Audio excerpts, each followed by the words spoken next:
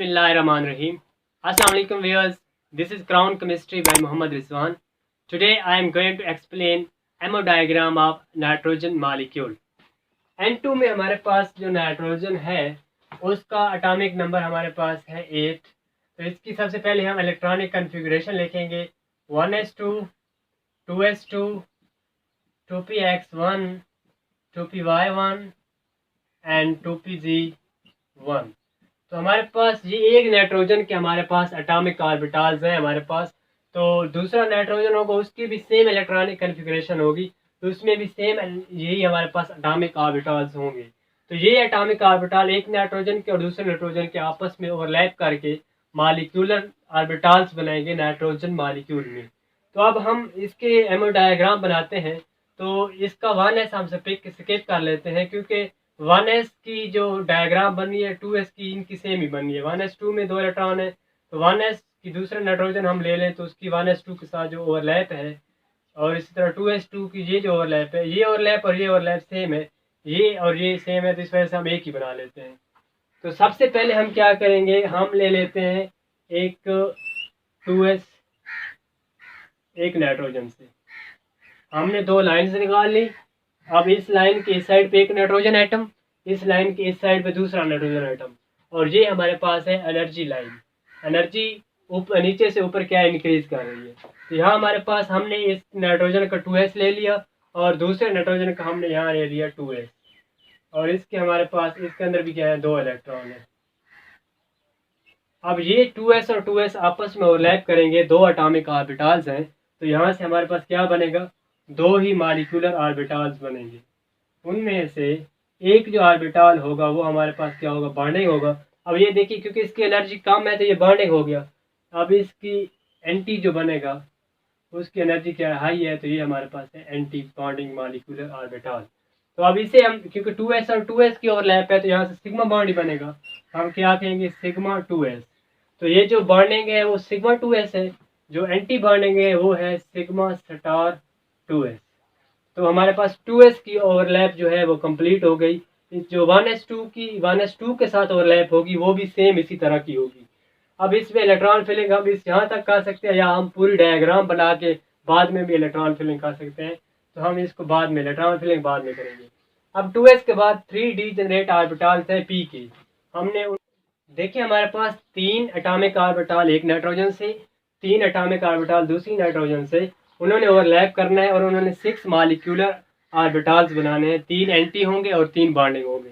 अब उनमें देखें सबसे पहली ओवरलैप 2px और 2px की है, तो उनके ओवरलैप से पहला हमारे पास मॉलिक्यूलर ऑर्बिटल बन गया है, वो है सिग्मा 2px, क्योंकि px के ओवरलैप से सिग्मा बॉन्ड बनता है। इसका जो एंटी होगा वो हमारे पास इस तरह बन जाएगा, ये इसका हो गया एंटी। इसको हम क्या लिखेंगे सिग्मा स्टार 2px। अब यहाँ पे फर्क ये है कि जो दूसरे हैं 2py और 2pz, यहाँ से और यहाँ से ये ओवरलैप करेंगे।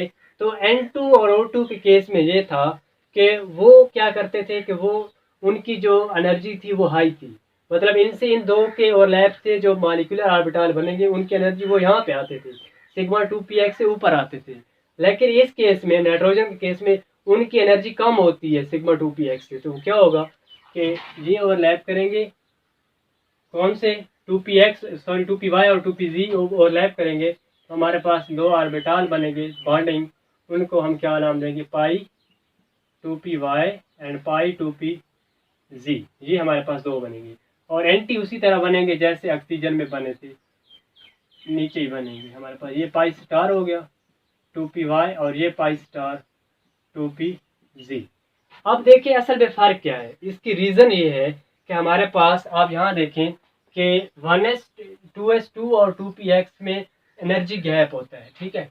हर एटम के लिए ये एनर्जी गैप फिक्स होता है। तो आप यहाँ देखें energy gap between 2s and 2p, तो बोरॉन कार्बन और नाइट्रोजन के लिए देखें ये 554 किलो जूल पर मोल, कार्बन के लिए 846 है और नाइट्रोजन के लिए 1195। तो ये है हमारे पास एनर्जी गैप किसके, 2s और 2px ऑर्बिटल के दरमियान एनर्जी का गैप है। लेकिन ऑक्सीजन और फ्लोरीन के केस में ये गैप बहुत ज़्यादा था। तो होना क्या था, क्योंकि जब गैप ज़्यादा था उनके दरमियान गैप एनर्जी गैप ज़्यादा था तो वो मिक्स नहीं हो सकते थे। लेकिन इन केसेस में क्योंकि ये जो तीन हमारे पास है, बोरॉन, कार्बन और नाइट्रोजन के केस में इनके दरमियान एनर्जी गैप कम है, तो हमारे पास होता क्या है कि 2s और 2px के मिक्सिंग के चांसेस हैं। तो ये जब मिक्स हो जाते हैं तो हम इसको हाइब्रिडाइजेशन भी कह सकते हैं। तो इनकी मिक्सिंग से क्या होता है कि जो हमारा 2s है वो प्योर 2s नहीं रहता, और जो हमारा 2px है वो प्योर हमारे पास पी नहीं रहता, इसमें एस करेक्टर आ जाता है, इसमें पी करेक्टर आ जाता है। तो इसकी वजह से ये जो एक हाइब्रिडाइजेशन की वजह से एक इफेक्ट होता है, जिसकी वजह से क्या होता है कि ये 2s क्या होते हैं, इसकी एनर्जी बहुत कम हो जाती है, इसकी एनर्जी क्या हो जाती है, बहुत कम हो जाती है, और ये स्टेबल हो जाता है। इसके मुकाबले में जो इसके साथ मिक्स होने वाला ऑर्बिटल है पी एक्स, उसकी एनर्जी उतनी ही बढ़ जाती है, जिसकी वजह से हालांकि यहाँ देखिए इसको यहाँ आना चाहिए था, फॉर एग्जांपल ये यहाँ पे था, तो मिक्सिंग की वजह से इसकी और इसकी मिक्सिंग की वजह से क्या हुआ कि ये बहुत नीचे आ गया और ये वाला इससे ऊपर चला गया, ये उसी जगह पे मौजूद है। तो होना इसको यहाँ पे चाहिए था, सिग्मा 2px को यहाँ पे होना चाहिए था ऑक्सीजन और फ्लोरीन के केस में, लेकिन जब इनकी और इनकी मिक्सिंग हुई कम एनर्जी गैप की वजह से, तो ये और नीचे चला गया और इसके मुकाबले में ये ऊपर चला गया। तो ये इसकी रीज़न है, असल में इसमें sp मिक्सिंग होती है। तो इसकी वजह से अब ये एमओ डायग्राम है किसके लिए, नाइट्रोजन के लिए। ये तो हम नाइट्रोजन की ड्रा करें, लेकिन एमओ डायग्राम नाइट्रोजन के लिए, कार्बन के लिए और बोरॉन के लिए यही स्केच यही होगा, इसी तरह का स्केच होगा कि सिग्मा 2px ऊपर रहेगा इन दो से, और ऑक्सीजन और फ्लोरीन के केस में क्या होगा, सिग्मा 2px नीचे होगा। अब हम देखिए इसमें इलेक्ट्रॉन फिलिंग कर लेते हैं, 7 इलेक्ट्रॉन इधर है, 7 इधर है हमारे पास, सॉरी हमारे 1s2 नहीं है, तो ये 5 है, 5 इधर है, 5 इधर है, 10 है टोटल, तो हमने 10 फिल करने हैं। तो ये 4 हो गए, 8 हो गए, और ये हो गए हमारे पास 10। तो यहाँ तक देखें ये हमारा नाइट्रोजन मालिक्यूल कंप्लीट है। तो आप इसमें देखें आपको नाइट्रोजन मालिक्यूल जो कि लाइंस के दरमियान पड़ा हुआ है, इसमें आपको कोई अनपेयर्ड इलेक्ट्रॉन नजर नहीं आ रहा। इस वजह से हम क्या कहते हैं, जो हमारा N2 है वो क्या है, डाया मैग्नेटिक। जब हम इसको मैग्नेटिक फील्ड में रखेंगे तो मैग्नेटिक फील्ड इसको क्या करेगा, रिपेल करेगा, क्योंकि इसके अंदर कोई अनपेयर्ड इलेक्ट्रॉन मौजूद नहीं है। इसके बाद हम करते हैं इसका बॉन्ड ऑर्डर निकाल लेते हैं। अब बॉन्ड ऑर्डर निकालने के लिए जो हमने 1s2 का यहाँ पे शो नहीं किया, वो आप शो करें ना करें क्योंकि आपकी मर्जी है, क्योंकि उसमें उसके जो 1s शो करेंगे उसके बॉन्डिंग में भी 2 इलेक्ट्रॉन होंगे, एंटी में भी 2 होंगे, तो 2 उधर जमा हो जाएंगे, 2 उधर होंगे, आपका आंसर वही होगा। तो इसका बॉन्डिंग देखें, तो बॉन्ड ऑर्डर इसके बॉन्डिंग में कितने, 2, 2, 4, 2, 6 एंड 2, 8, 8 है हमारे पास बॉन्डिंग में, और सिर्फ 2 है एंटी में। इसका ये जो एंटी है ये सारे खाली है, तो 8 है बॉन्डिंग में और 2 है एंटी में, तो 6/2 is equal to 3। It means nitrogen molecule में 3 बॉन्ड है, ट्रिपल बॉन्ड। इसी वजह से हम कहते हैं एक सिग्मा है और ये 2 पाई है। तो ये नाइट्रोजन मॉलिक्यूल के बॉन्ड ऑर्डर हो गया। इसके बाद अगर हम इसकी रिलेटिव एनर्जीज लिखना चाहें, रिलेटिव एनर्जीज मॉलिक्यूलर ऑर्बिटल की किस तरह है, तो सबसे कम एनर्जी किसकी होगी, सिग्मा 1s2 की, जो कि हमने ड्रा नहीं किया। फिर किसकी कम होगी, सिग्मा स्टार 1s2 की। फिर किसकी कम होगी, सिग्मा 2s की, जो कि हमने ड्रा की हुआ है। सिग्मा 2s के बाद क्या आता है, सिग्मा स्टार 2s।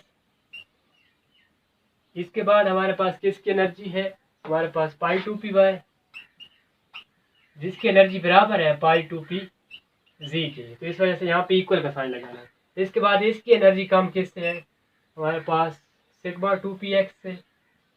अब इसकी एनर्जी फिर कम है हमारे पास, जो ऊपर है 3 वो लिख सकते हैं, हालांकि वेकेंट है, चलो हम लिख लेते हैं। तो उसकी एनर्जी कम है पाई स्टार 2py, जिसकी एनर्जी इक्वल है पाई स्टार 2p जी से, और इसकी एनर्जी कम है सिग्मा स्टार 2px से। सिग्मा स्टार 2px की एनर्जी सबसे हाई है।